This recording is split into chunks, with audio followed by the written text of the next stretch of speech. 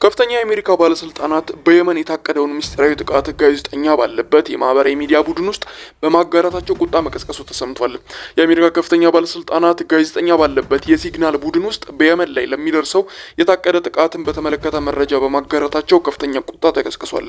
ይህም የሲግናል ቡድን በብሔራዊ ሚስጥር ባለስልጣናት የሚለዋወጡበት ሲሆን ጋዜጠኛ ቡድኑ በቀላሉ ዋይት ሀውስ ገብቶ ይህንን መመልከት ችሏል ተብሏል። በአትላንቲክ መጽሔት የሚሰራው ጄፍሪ ምክትል ፕሬዚዳንት ጄኒ እንደዚሁም የመከላከያ ጸሐፊው ፒት የሚገኙበት ቡድን ውስጥ ገብቶ ነው እነዚህን መረጃዎች ሊመለከት የቻለው። አሜሪካ በሁቲ አማጽያን ላይ ለማድረስ ያቀደችውን ሚስጥራዊ ጥቃቶች ጋዜጠኛው መመልከቱን ገልጿል።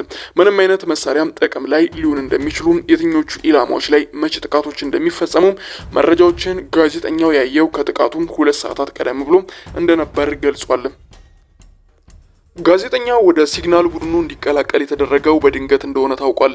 የዋይት ሀውስ ብሔራዊ ደህንነት አማካሪ ማይክል ዋልስ ወደ ቡድኑ አካቶት ሊሆን እንደሚችል ገልጿል። ሁቲዎች የሚደግፈው ሰው ወደ ሲግናል ቡድኑ እንኳንም ያልተካተተ የአሜሪካውያንን ሕይወት አደጋ ላይ የሚጥል መረጃ ነበር የተጋራው ተብሏል። ዶናልድ ትራምፕ አትላንቲክ ላይ ስለወጣው ዘገባ እንደማያውቁ ገልጿል። የዋይት ሀውስ እንደዚሁም ፕሬስ ሴክሬታሪያት ካሎራይ እንደሚናገሩት በሁቲዎች ላይ የደረሰው ጥቃት ስኬታማ እንደነበር አረጋግጠው ፕሬዚዳንት ትራምፕ በብሔራዊ ደህንነታቸው ቡድናቸው ላይ እንደሚተማመኑ ገልጿል።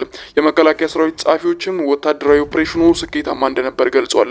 ጋዜጠኛው በሲግናል ቡድኑ መቀላቀሉን በተመለከተ ሲጠየቁ አሳዛኝ ዋጋ ቢስ ጋዜጠኛ ሲሉ ገልጸውታል።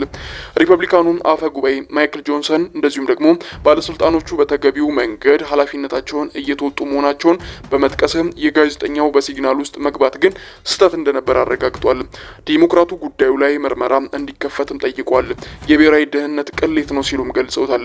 ዲሞክራቱም ቻክ ሹመር ለረጅም ጊዜ እንዲህ ያለ አይነት ነገር አልተደረገም ሲል ገልጸው ወታደራዊ ደህንነት ክፍተት ነው ሲሉም ገልጸውታል።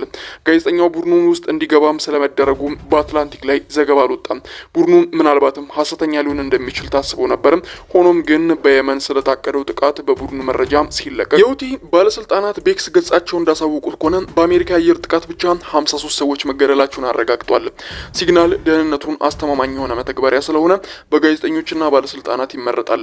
ጋዜጠኛው እንዳለው ስለ ጥቃቱ ባለስልጣናቱ መልእክት በሚለዋወጡበት ወቅት ምክትል ፕሬዝዳንቱና ከፕሬዝዳንቱ የሚጻረር አስተያየት ሲሰጣጡ ነበር ብለዋል። ጄኒ ቫንስ ፕሬዝዳንቱ በአውሮፓ ላይ ከሚያስተላልፉት መልእክት ጋር ጥቃቱ የሚጋጭ መሆኑ የገባው አልመሰለኝም ብለው መጻፋቸውን ጋዜጠኛው በዘገባው አስታውቋል። ምክትል ፕሬዝዳንቱ ቃል አቀባይ ዊሊያም ማርቲን ግን ፕሬዝዳንቱና ምክትል ፕሬዝዳንቱ በውጭ ጉዳይ ፖሊሲያቸው ላይ ተመሳሳይ አቋም እንዳላቸው ገልጿል። በሲግናል ቡድኑ ውስጥ የነበሩት ባለስልጣናት የአሜሪካን መርከቦች ለመጠበቅ የአውሮፓን ሀገራት ገንዘብ እንዲመድቡም ስለመጠየቃቸው ጭምር የወጡት የሲግናል መረጃዎች ያመላክታሉ።